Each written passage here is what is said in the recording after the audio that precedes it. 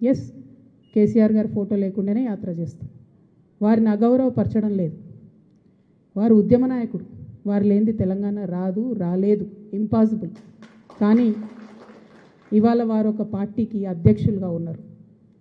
ఆ పార్టీ నుండి నన్ను సస్పెండ్ చేయడం జరిగింది. ఆ పార్టీలో నేను ఇవాళ ప్రాథమిక సభ్యురాలుగా కూడా లేను.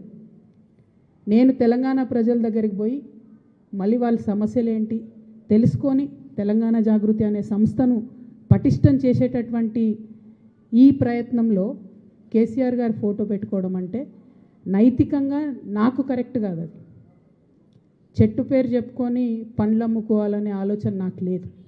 ఆ చెట్టు నీడన ఉన్నన్ని రోజులు ఆ చెట్టును సంరక్షించాలని, ఆ చెట్టును దుర్మార్గుల బారి నుంచి కాపాడాలని నేను చెయ్యని ప్రయత్నం లేదు. ఇవాళ ఆ చెట్టు నీడ నాది కాదు అని చెప్పినప్పుడు ఇంకా ఆ చెట్టు పేరే చెప్పుకొని బతకాలనే ఉద్దేశం నాకు లేదు. నేను నా తువ్వ వెతుక్కుంటున్నా. తెలంగాణ బిడ్డల కోసం, తెలంగాణ ప్రజలతో, తెలంగాణ మేధావులతో సమాలోచన చేయడానికి, వారితో మమేకం అవ్వడానికి నేను ఒక తువ్వను ఎత్తుకుంటున్నా. వారి ఫోటో పెట్టుకొని పోతే నైతికంగా నా విలువ ఉండదు. నైతికంగా అది నాకు కరెక్ట్ కాదు. నైతికంగా కరెక్ట్ కాని పని నేను చేయను. తెలంగాణ జాగృతి సంస్థ పెట్టినప్పటి నుంచి నేను బీఆర్ఎస్ పార్టీలో చేరే వరకు ఎన్నడూ కూడా కేసీఆర్ గారి ఫోటో పెట్టలేదు. ఆ రోజు ఆయన ఉద్యమ నాయకుడైనా అనేక కార్యక్రమాల్లో మేము పాల్గొన్నా.